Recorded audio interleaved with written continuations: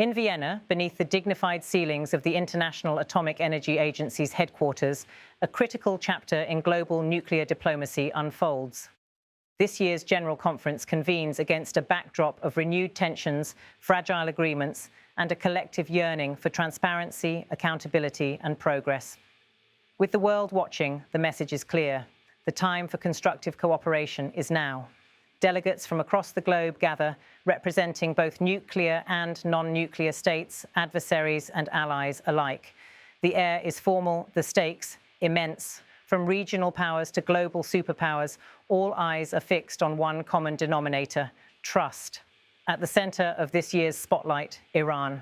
The IAEA's Director-General Rafael Grossi steps into this moment with gravity. His words, measured, deliberate, underscore a stark reality. Where inspection halts, uncertainty grows. And where uncertainty grows, so does the risk.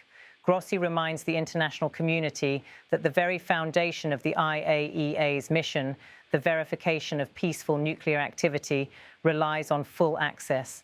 Any obstruction, any ambiguity is a threat not only to regional stability, but to the integrity of the global non-proliferation regime itself.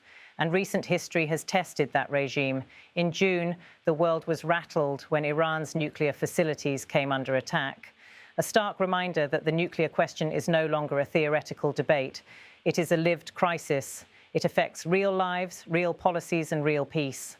This year's gathering does not ignore these developments. It confronts them. Ghada Wali, Director-General of the United Nations Office at Vienna, brings a message from the UN Secretary-General Antonio Guterres. She reads it with solemn clarity, a recognition of the IAEA staff's courage, often working in some of the world's most volatile environments. Guterres' message is not merely ceremonial, it is a call to action. He hails the recent agreement between the IAEA and the Islamic Republic of Iran, a framework designed to resume inspections, to restore transparency, and to rebuild something perhaps more fragile than any infrastructure: trust.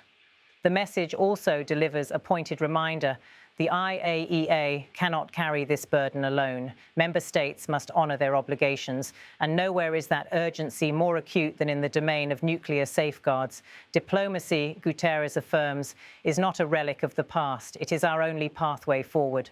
Security and peace are not achieved through isolation or antagonism, but through dialogue, patience, and international law. In this spirit, Rafael Grossi meets with Iran's Foreign Minister, Dr. Abbas Araghchi. The two men sign a new agreement, technical in its detail but monumental in its implications. It outlines the specific measures required to re-enable IAEA oversight within Iran. These are not abstract ideals, they are concrete steps, instrumental to the process of verification, essential to the architecture of global peace.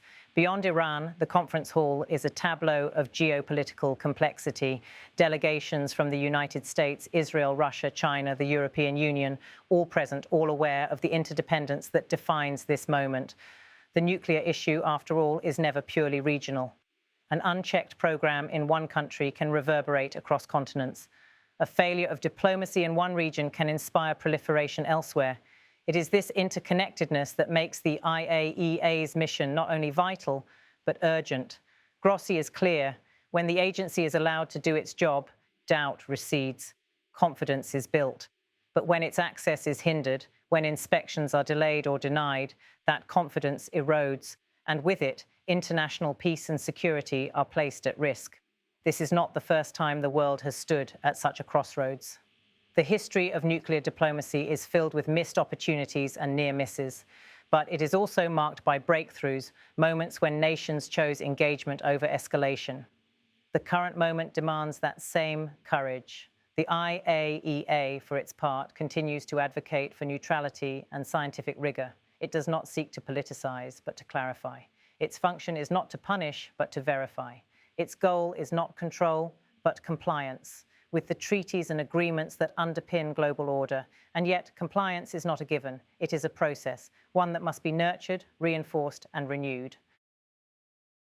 This year's conference sends a message, not just to Iran, but to the world. The nuclear age does not end with treaties alone. It ends or continues based on the choices we make now. Whether those choices lean toward transparency or secrecy, cooperation or confrontation, science or suspicion, that remains to be seen. Still, there are reasons to hope. The framework with Iran, if implemented earnestly, can represent a significant step forward. It can rebuild confidence not only between Tehran and Vienna, but between Iran and the broader international community. The resumption of inspections, long overdue, is more than a technical milestone. It is a political signal, a gesture that the door to diplomacy remains open.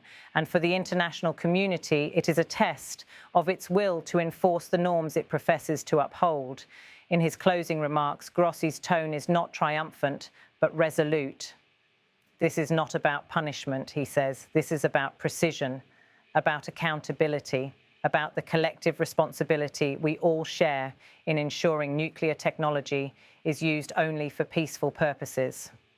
And Gadawali echoes this sentiment, reminding delegates that the stakes are too high for complacency. Nuclear proliferation is not a distant threat, it is a present danger. And the work of the IAEA, its inspections, its verifications, its quiet persistence, remains one of the most important tools we have in safeguarding the future. As the conference closes and delegates exit the Grand Chamber, there is no pretense that challenges lie behind them. They remain formidable, complex, and unresolved. But there is also momentum, a signal that in the realm of nuclear diplomacy, dialogue still matters, agreements still hold weight, and that multilateral institutions, when empowered, can still make a difference. In a world divided by distrust, the IAEA stands as a rare symbol of what international cooperation, when guided by science and rooted in law, can still achieve. Whether this moment becomes a turning point or another missed opportunity will depend on what follows next. For now, the message is simple: restore confidence, implement the agreement, and move forward together.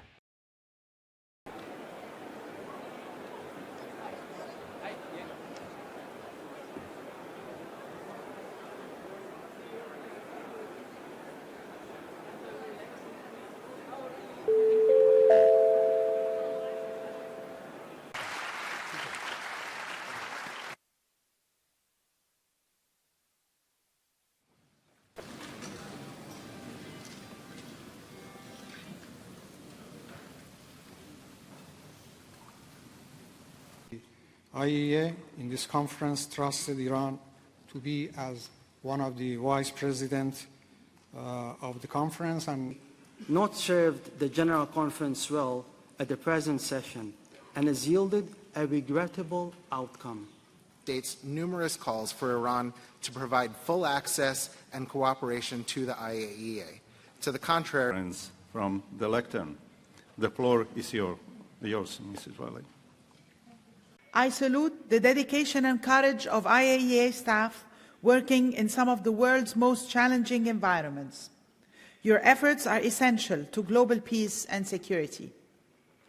But the burden of responsibility cannot rest on the IAEA alone. Member states must fully uphold their obligations under international law. Nowhere is this more urgent than in the area of nuclear safeguards. I welcome the recent agreement between the IAEA and the Islamic Republic of Iran on practical modalities to resume inspections and look forward to its swift implementation. Cooperation and diplomacy are the only pathways to enduring security and peace.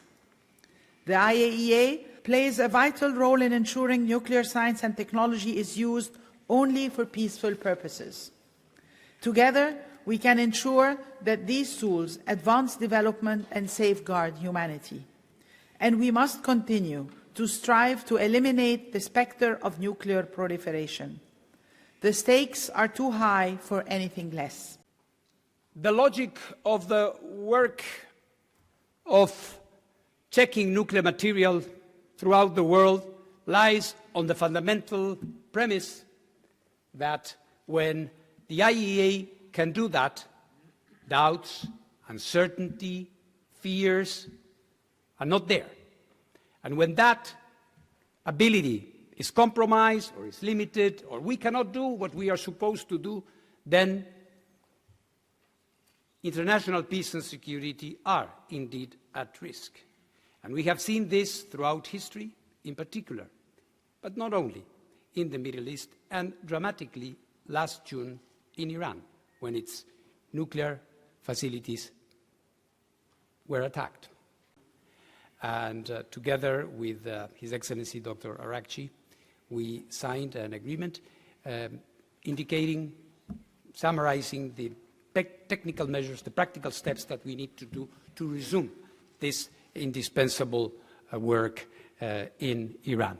Now it's up to us together, Iran and us, to implement it and to restore the confidence and to move forward